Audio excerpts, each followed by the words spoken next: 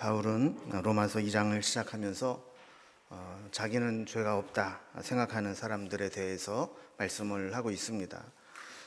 그러니까 유대인들에 대해서 요즘으로 말한다면 우리 신앙생활을 잘한다고 생각하는 사람들에게 하는 이야기다 할 수 있습니다. 사람들은 대부분 자기 자신에 대해서 아주 굉장히 바르고 의롭다고 생각하는 경향이 있습니다. 그래서 나는 양심도 바르고 생각도 반듯하고 도덕적으로나 행위에 있어서 별로 거릴 게 없다 이렇게 생각을 하는 것이죠. 이런 사람에게 당신 죄인이요, 당신 이러이러한 거 잘못한 것이요 이렇게 이야기를 하면 참지 못하죠. 근데 이런 사람들이 미처 생각하지 못한 게 있습니다. 이런 사람들은 어떤 자신의 형통함을 하나님의 은혜다 이렇게 생각하지 못하고 자기의 노력이나 또 선행의 대가로 착각하고 있는 겁니다. 그래서 이런 사람들은 자기보다 못한 사람들을 쉽게 비판하고 멸시하게 됩니다. 상대방을 깎아내리면서 자기를 미화하고 높이고자 하는 그 욕망을 여과 없이 표현하는 것이죠. 이런 사람들은 두 가지를 오해하고 간과합니다. 하나는 우리 판단 기준을 어떤 상대평가로 한다라는 겁니다. 사람이 생각한 상대평가로 하면서 비교 우위에 있다는 것으로 만족한다는 것이고, 또 하나는 하나님의 판단과 다르게 겉으로 드러난 것, 눈에 보이는 것만 가지고 판단하기 쉽다는 것이죠. 그러나 오늘 본문에 이어지는 내용들을 보면 하나님의 판단 기준이 나옵니다. 이 하나님의 판단 기준을 안다면 감히 스스로 내가 의롭다, 다른 사람보다 신앙생활 잘한다 이렇게 말할 수 없다라는 겁니다. 자, 그렇다면 하나님의 판단 기준, 하나님의 심판 기준은 무엇이라고 오늘 말씀하고 있을까요? 먼저 첫 번째로 하나님의 판단 기준은 하나님의 진리다 이렇게 말씀을 합니다. 세상에는 세상의 법이나 사회적 통념이 있습니다. 그런 것들을 기준으로 해서 내가 바르게 살았냐 그렇지 못하냐를 판단하게 되죠. 그러나 하나님께서는 하나님의 기준이 있다라고 우리에게 말씀합니다. 그래서 오늘 읽지는 않았지만 2절 말씀을 보면 이런 일을 행하는 자에게는 하나님의 심판이 진리대로 되는 줄 우리가 아노라 그랬습니다. 하나님의 심판이 뭐로 된다고요? 진리대로 된다. 진리대로 된다는 이야기는 하나님의 말씀대로 심판한다라는 겁니다. 우리는 하나님의 진리의 말씀 앞에 절대평가를 받아야 되는 존재라는 겁니다. 그런데 사람들은 다른 사람과 상대평가를 하는데 익숙해져 있습니다. 그래서 내가 신앙생활을 잘하느냐 못하느냐가 옆에 있는 김 집사를 보면서 내가 그래도 김 집사보다는 나은지, 내가 이 권사보다는 나은지, 사람들을 상대로 이렇게 평가를 해서 비교 우위에 있으면 신앙생활을 잘하는 것처럼 그렇게 착각을 하고 있다라는 것이죠. 근데 우리가 다른 사람보다 조금 낫다라고 하는 것이 하나님 앞에서는 얼마나 우스운 이야기인지 모릅니다. 우리는 누구도 하나님의 절대적인 기준 앞에 모든 면에서 완벽하게 하나님의 심판으로부터 자유로운 사람은 없기 때문입니다. 어떤 사람은 돈 문제에는 깨끗하지만 말하는 게 문제가 되는 사람도 있습니다. 또 어떤 사람은 일은 열심히 하는데 교만해서 다른 사람들에게 상처를 주는 문제가 있는 사람도 있습니다. 어떤 사람은 교회 안에서는 참 잘하는데 세상에 나아가면 온갖 예수 믿는 사람들의 흉을 보게 만드는 그런 사람도 있을 수 있습니다. 어떤 사람은 물질로는 헌신을 잘하는데 자신의 시간과 몸을 들이는 것은 인색한 사람이 있습니다. 반대로 어떤 사람은 자신의 시간과 몸을 들이는데 물질에는 아주 인색한 사람도 있는 거죠. 그러니까 사람들마다 어떤 부분은 다른 사람들보다 조금 나은 부분이 있는가 하면 상대적으로 어떤 부분은 매우 인색하고 잘 못하는 경우도 있는데, 그런 사람들의 생각이 되게 어떻습니까? 내가 못하는 부분, 안 되는 부분에 대해서는 아주 상당히 관대합니다. 그래서 형편이 그래서 어쩔 수 없지 이렇게 못하는 것을 아주 후하게 여기는 반면에 내가 뭐 조금 하는 게 있으면 아주 과대평가합니다. 이 정도는 해야지 말이야. 신앙생활 한다고 하면서 이것도 못하고 이렇게 생각을 하기가 쉽다라는 거예요. 그러나 우리는 알아야 됩니다. 하나님의 심판 기준은 이런 자기 생각이나 판단이나 또 눈에 보이는 것이나 또 다른 사람과 비교해서 상대적인 평가가 아니라 하나님의 진리의 말씀이다라는 겁니다. 그래서 우리가 하나님의 말씀, 이 진리의 말씀이 우리의 신앙을 평가하는 기준이 된다는 것을 안다면 우리는 누구도 쉽게 자기 자신에 대해서 신앙생활 잘한다 생각할 수 없고 또 나보다 조금 못한다고 생각하는 사람들을 정죄할 수도 없다라는 것이죠. 우리는 늘 그런 생각을 합니다. 내가 좀 잘한 것은 하나님이 좀 오랫동안 기억해 주시고 내가 조금 못하고 잘못한 부분들은 하나님이 금방 잊어버려 주셨으면 좋겠다 이런 생각을 합니다. 그러나 하나님은 우리의 바람대로 하시는 분이 아니고 모든 면을 하나님의 진리의 말씀대로 늘 판단하고 계신다는 거예요. 또 사람들은 겉으로 드러난 것만 가지고 판단합니다. 그래서 다른 사람의 중심이나 의도야 어쨌든 겉으로 드러난 것, 밖으로 나타난 외형적인 것만 가지고 평가하려고 합니다. 그래서 종종 보면 들키지 않은 죄인이 들킨 죄인을 판단하고 드러나지 않은 큰 죄인이 드러난 작은 죄를 진 사람들을 정죄하는 경우들을 보게 되는 것이죠. 이렇게 사람들은 들키지만 않고 겉으로만 드러나지 않았다면 나를 다른 사람과 똑같이 취급하면 안 된다고, 나도 그런 죄인들이랑 도매금으로 묶어서 죄인 취급하면 안 된다고 버티게 되는 거죠. 그러나 하나님의 진리와 진실 앞에서는 들키지 않은 것, 드러나지 않은 것까지 다 판단받게 된다는 것을 알아야 됩니다. 사람은 사람이 본 것에 의해서 판단받는 게 아니라 하나님이 보신 것에 의해서 판단받기 때문에 그렇습니다. 사람들에게 들키지 않았다고 해서 안심할 수 없다라는 겁니다. 그래서 죄는 드러나지 않은 죄가 드러난 죄보다 훨씬 더 위험할 수 있습니다. 이 죄의 속성 중에 하나는 드러나면 힘을 잃습니다. 우리가 죄를 감추고 들키지 않고 드러나지 않을 때에는 이게 얼마나 더 큰 죄로 확대될지 아무도 모릅니다. 그러나 일단 죄가 드러나고 폭로되기 시작하면 그때부터 죄를 지은 사람도 조심하게 되고 고치려고 노력하게 되고 겸손하게 됩니다.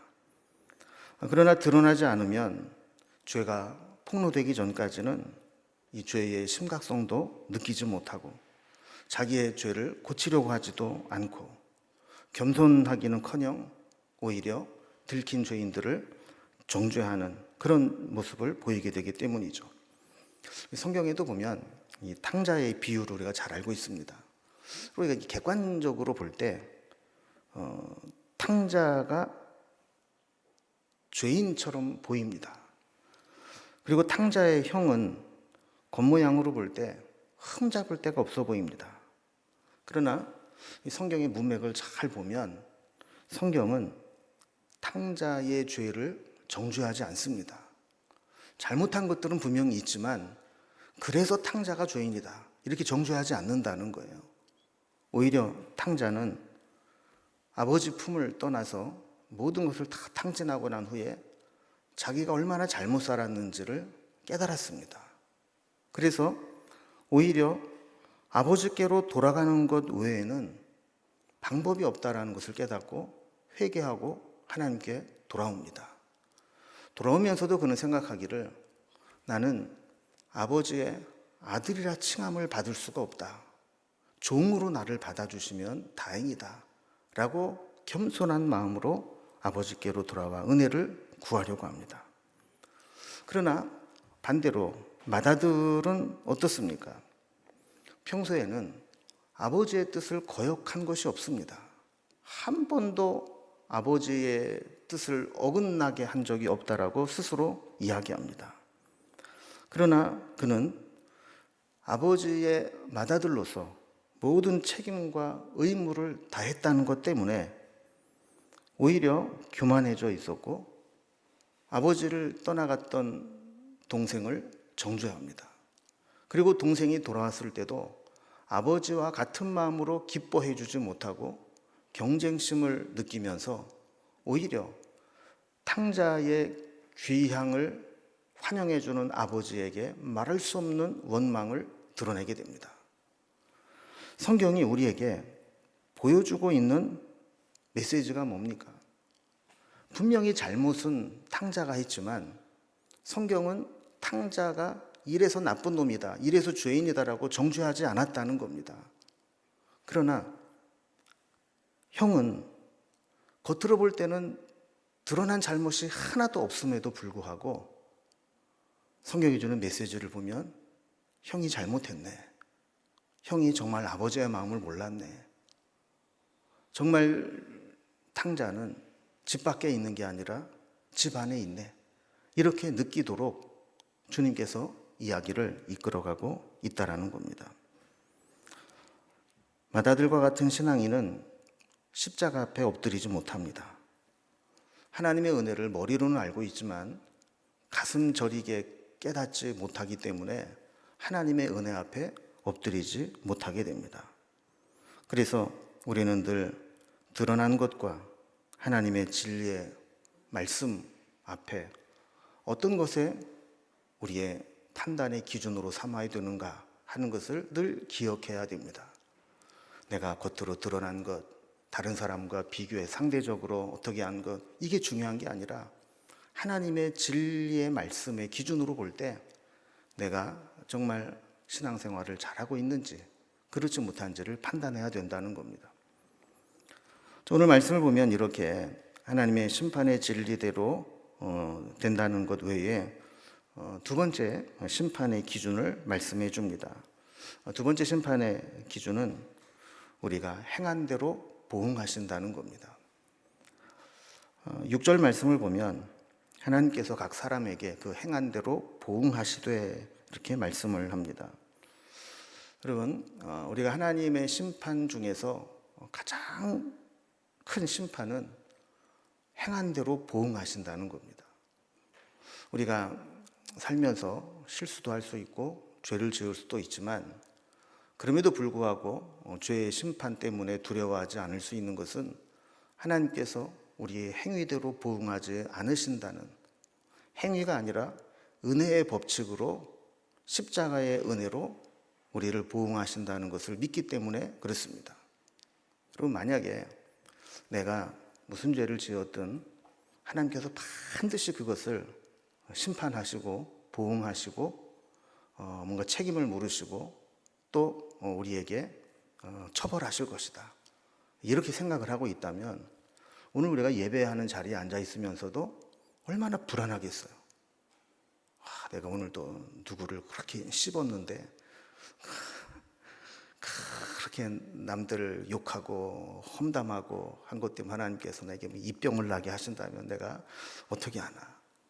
또 내가 오늘 가지 말아야 될 때를 갔다 왔는데 하나님께서 내 다리몽댕이를 분지르시면 어떡하나. 이런 생각들 때문에 하나님께서 우리 행위대로 보응하신다라는 것만 우리가 생각하면 불안해서 살 수가 없는 겁니다. 그러나 우리가 그 죄에 대한 처벌로 인한 두려움에서 해방될 수 있는 것은 믿음의 사람에게는 행위대로만 보응하지 않는다는 겁니다. 그런데 오늘 본문에서는 우리에게 그렇다고 해서 우리의 행위와 우리의 삶이 자유롭다는 것은 아니다라는 것을 이야기해 주는 겁니다. 씨는 뿌린 대로 거두게 되는 것처럼 하나님의 심판의 가장 큰 원칙은 우리가 행한 대로 보응받는다라는 것을 기억해야 된다라는 것이죠. 여러분, 행한 대로 보응받는 것, 또 우리가 은혜로 하나님이 용서하시는 것, 이 사이에 오해가 있어서는 안 되는 것이 하나 있는데, 행한 대로 보응받는 것과 은혜로 구원받는 것이 별개의 문제일 수 있다는 겁니다. 이게 무슨 얘기냐면, 우리가 예수 믿고 구원받았다고 해서 우리가 지은 죄에 대한 책임이 없어지고 죄에 대한 처벌 자체가 면제되는 것은 아니라는 겁니다. 우리가 잘못한 것에 대해서 철저하게 회개하고 돌이킬 때까지 하나님께서 기다려 주시는 것이지 죄의 형벌 자체가 없어지는 것은 아니라는 거죠. 여러분, 하나님께서 그렇게 사랑하시는 다윗의 경우를 보면 다윗이 정말 일생일대에 정말 큰 잘못을 저지르지 않습니까? 그랬을 때 하나님께서는 그 다윗을 사랑하셨지만 그때 생긴 아이를 하나님이 거두어 가셨습니다. 그러니까 구원받는 문제와 우리의 죄에 대한 열매의 문제가 결코 같지 않다라는 겁니다. 우리가 하나님으로부터 구원받을 수 있지만 우리가 행한 잘못에 대해서는 하나님께서 그 잘못을 기억하시고 그 잘못의 열매를 보게 하신다는 거예요. 그래서 우리가 참 두려운 문제입니다. 하나님께서 은혜로 우리의 죄의 형벌을 면제해 주실 때가 있습니다. 그런데 그것은 어디까지나 은혜의 차원인 것이지 우리가 회개하고 고백했으니까 당연히 죄의 형벌은 없어진다, 이렇게 주장할 수는 없다라는 거죠. 그래서 많은 그리스도인들이 오해하는 것이 바로 이런 겁니다. 내가 예수 믿고 회개했으니까 나는 그 죄로부터 자유해. 그리고 나는 그 죄의 문제로부터 아무런 형벌도 처벌도 안 받을 거야. 이렇게 생각하면서 뻔뻔하게 살아간다라는 겁니다. 잘못한 것은 잘못한 것으로 알아야 되는데 분명히 잘못해 놓고 나서도 내가 하나님 앞에 회개했으니까 나는 내 모든 잘못으로부터 자유롭다, 이렇게 생각하는 것이 문제라는 거예요. 영화 밀양이라든지 또 세상 사람들이 믿는 사람들을 보면서 실망하고, 더 직선적으로 얘기하면 분노하는 게 뭡니까? 잘못했으면, 상처를 주었으면 사과하고 거기에 대한 상응하는 잘못에 대한 보응을 해야 되는데 하나님께 내가 회개했으니까 다 끝났다, 하나님 앞에 내가 용서받았으니까 나는 아무런 죄책감이 없다, 이렇게 생각하는 것이 문제라는 거예요. 그러나 여기에 대해서 하나님께서 우리에게 말씀하시고 있는 것은 하나님의 심판 기준은 원칙적으로 행한 대로 보응받는다는 겁니다. 그래서 우리가 늘 이 사실을 기억하고 그 행한 대로 보응받는 것 위에 하나님의 은혜의 법칙이 덮어지니까 은혜인 것이지 그것을 당연한 것으로 여겨서는 안 된다라는 겁니다.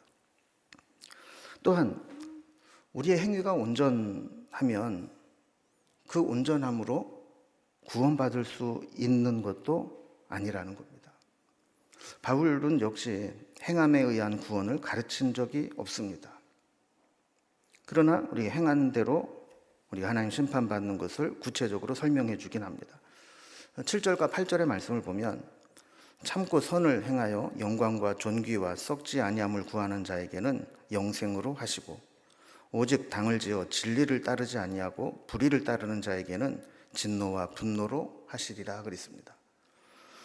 그럼 먼저 앞부분에 보면요, 어떤 사람은 선을 행하고 선을 위해서 참습니다.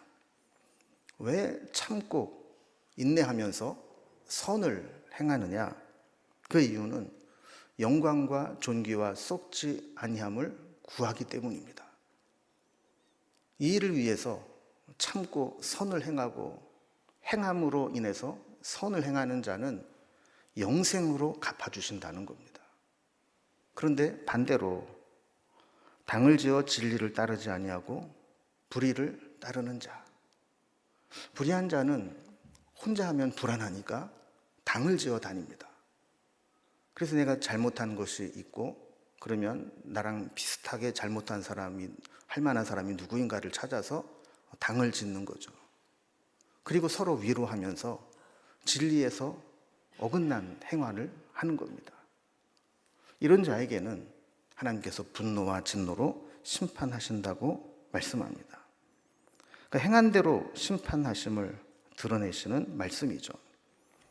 여기에 대해서 9절과 10절을 보면 하나님이 심판하시는데도, 그리고 상급을 주는데도 순서가 있다고 합니다.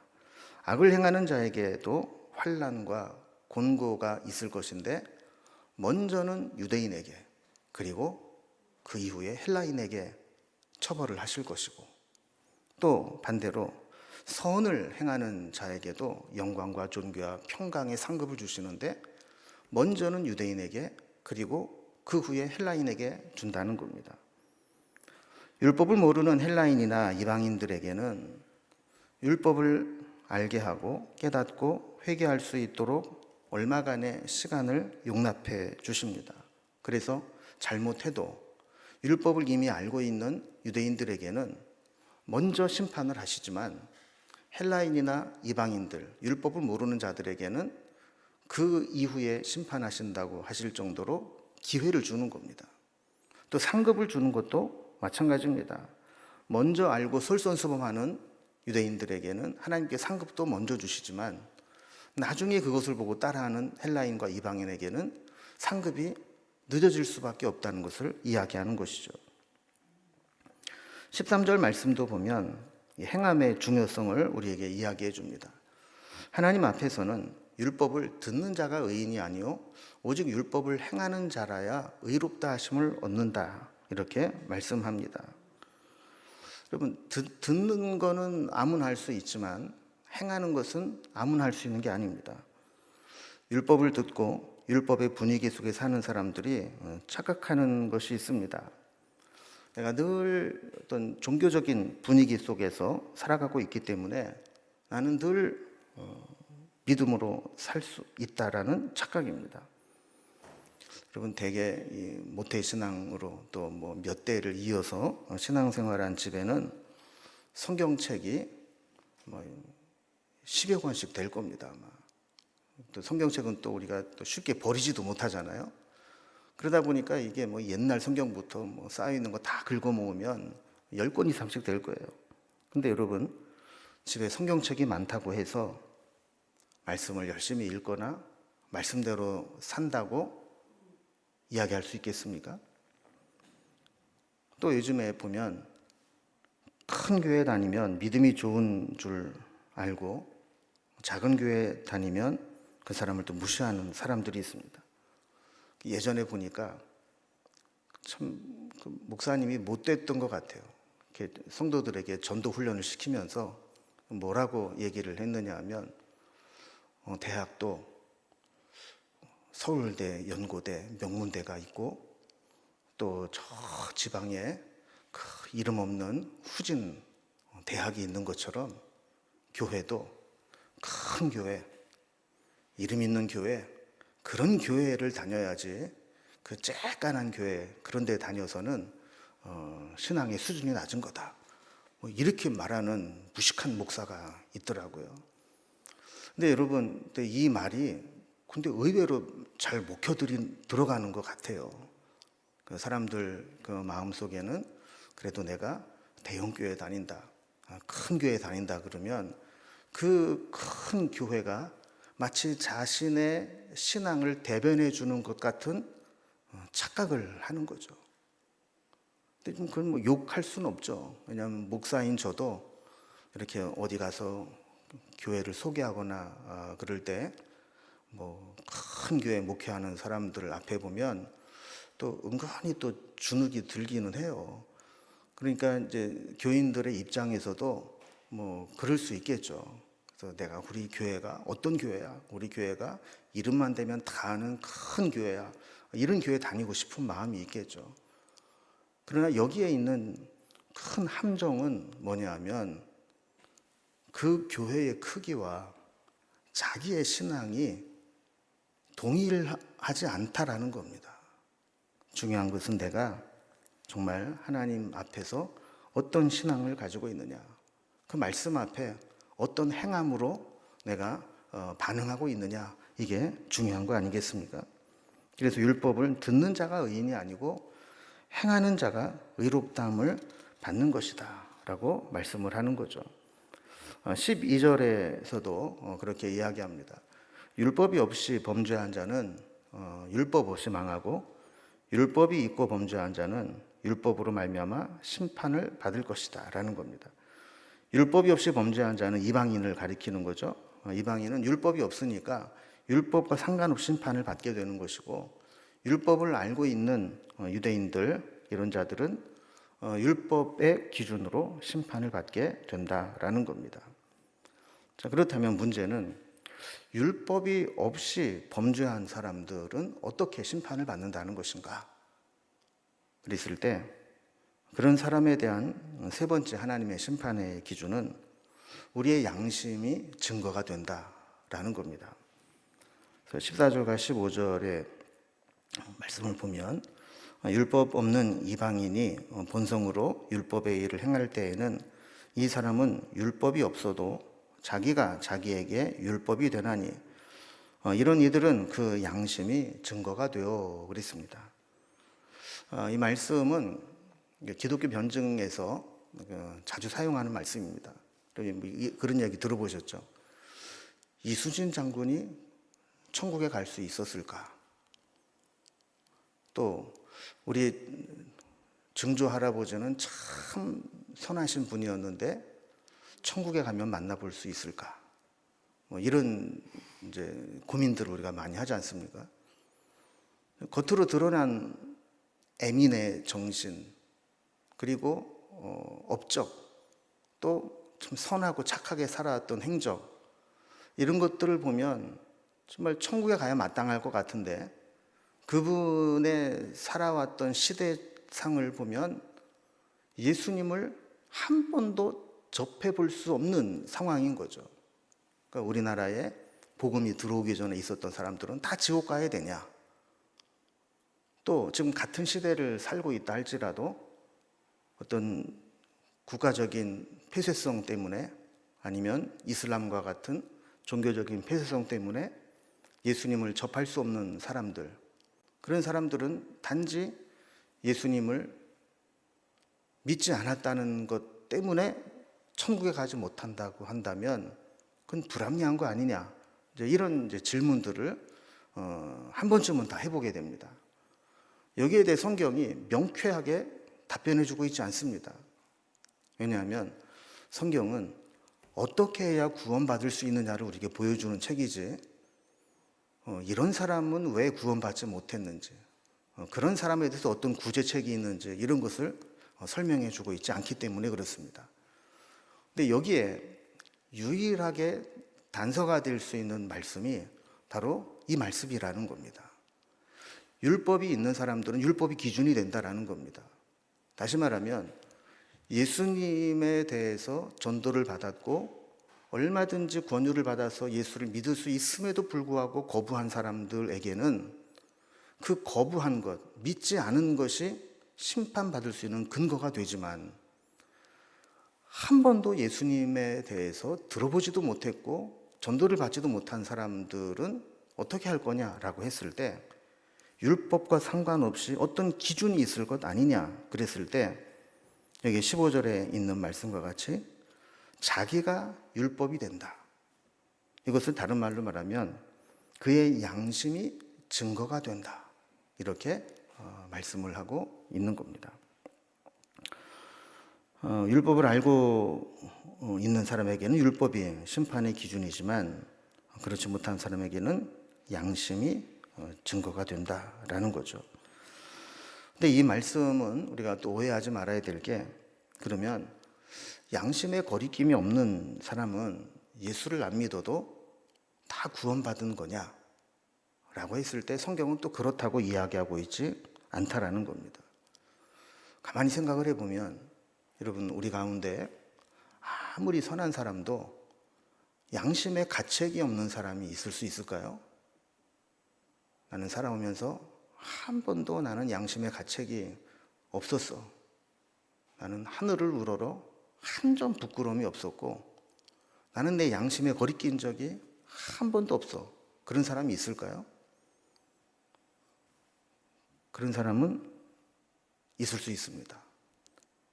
양심에 털난 사람. 양심이 고장난 거죠. 그러니까 제가 양심에 털났다고 했지만 사실 그런 사람이 있어요. 사이코패스 같은 사람들은 잘못된 일을 하면서도 자기가 옳다고 생각을 해요. 그래서 자기랑 상관도 없는 불특정 다수에게 해를 끼치고, 그러면서도 보통 뭐 카메라를 들여대면 막 이렇게 숨어야 되는데 뻔뻔하게 막 고개를 들고 카메라를 째려보면서 마치 잘못한 것이 없다는 듯이 그렇게 하는 사람이 있죠. 그래서 이 문제는 구원의 문제는 아닙니다. 구원의 문제는 아니지만 어쨌든 하나님의 심판의 기준 중에 하나는 우리의 양심이 될 수도 있다라는 거예요. 그렇다고 본다면 여러분, 우리가 얼마나 양심에 거리끼는 일들을 많이 하고 살아갑니까? 하면서도 내가 이 말은 하지 말았어야 되는데 자책할 때가 많잖아요. 또 내가 그때 그런 행동을 하지 말았어야 되는데, 그런 선택을 하지 말았어야 되는데, 이런 것들을 우리가 양심에 거리끼는 일들이 많지 않습니까? 그러면서도 우리는 그걸 대수롭지 않게 지나갈 수 있지만, 그러나 우리가 양심에 거리끼게 되는 것, 이것 역시 하나님의 심판의 기준이다라는 걸 생각하면서 우리의 양심을 양심대로 살아갈 수 있는 삶을 살아야 되는 겁니다. 마지막 네 번째로 하나님의 심판의 기준은, 하나님은 우리의 은밀한 것까지 판단하신다는 겁니다. 16절 말씀을 보면, 곧 나의 복음에 이른 바와 같이 하나님이 예수 그리스도로 말미암아 사람들의 은밀한 것을 심판하시는 그날이라 그랬습니다. 하나님은 사람들의 은밀한 것을 심판하신다는 거예요. 은밀한 것이 뭡니까? 사람들에게 드러나지 않은 거, 들키지 않은 거, 알려지지 않은 거, 이런 거죠. 11절 말씀에도 보면 하나님은 외모로 사람을 취하지 않는다 그랬습니다. 사람은 보이는 것으로 판단하기 쉽지만 그러나 하나님은 외모로 판단하지 않는다 그랬어요. 우리의 드러난 행위뿐만 아니라 그 행위를 만든 배후에 우리의 동기와 생각, 의도까지도 다 판단하신다는 거죠.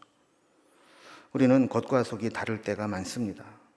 속은 사실 삐뚤어져 있고 부패해 있고 욕심과 분노와 타락한 마음으로 가득 차 있으면서도 겉으로는 얼마든지 이런 것들을 감추고 경건한 척, 거룩한 척 치장하며 살아갈 수 있다는 겁니다.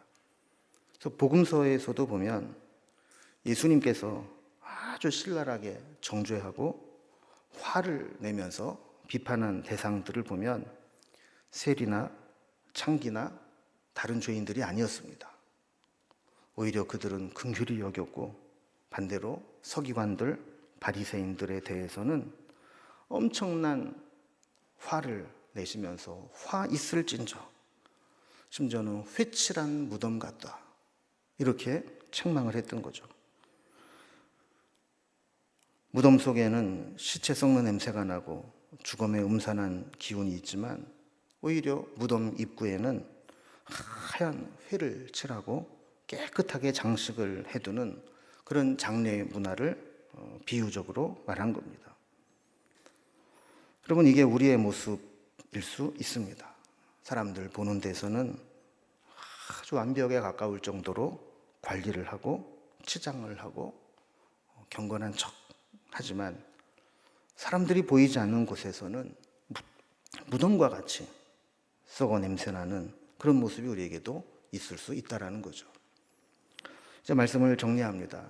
로마서 2장에 돌아오면 유대인들의 죄를 지적을 하게 되면서 우리는 이방인들보다 거룩하다, 깨끗하다, 우리는 죄가 없다, 의롭다 착각하는 자에게 주님이 경고의 말씀을 주시는 겁니다. 하나님의 심판의 기준을 알려주면서 너희들이 그래도 죄 없다 할 수 있냐, 그래도 너희들이 의롭다 할 수 있냐 하는 거죠. 하나님의 심판 기준 4가지 말씀했는데 복습을 한번 해보겠습니다. 첫 번째 뭡니까? 하나님은 그거대로, 진리대로, 하나님의 진리의 말씀으로 심판하신다. 두 번째는 그 사람이 행한 대로 심판하신다.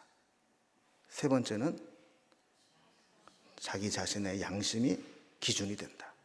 네 번째는 사람들의 은밀한 것까지 하나님이 심판하신다. 그래서 하나님의 이 심판 기준 앞에 우리를 비추어 본다면 우리 역시 나는 의롭습니다, 나는 경건합니다, 이렇게 말할 수 없다라는 거예요. 그럼 우리가 어떻게 해야 될까요? 하나님의 심판 기준 앞에 교만하지 말고 다른 사람을 쉽게 정죄하거나 판단해서도 안 되고, 오히려 다른 사람의 허물이 보일 때마다 자기 자신을 돌아보면서 나에게는 저런 허물이 있지는 않은지 자기를 살피고, 또 내가 아직 들키지 않았고 아직 드러나지 않았지만 은밀한 가운데 아직 내가 해결하지 못한 잘못이 있지는 않은지 그런 모습들을 돌아보면서 하나님의 은혜를 붙잡아야 될 줄로 믿습니다. 그래서 우리는 나는 죄 없어, 나는 의로워, 나는 다른 사람보다는 나, 이런 생각이 아니라 은혜가 없이는 살 수 없는, 하나님의 심판의 기준 앞에 설 수 없는 자다라는 고백으로 하나님 앞에 겸손하게 살아갈 수 있기를 주님의 이름으로 기원합니다.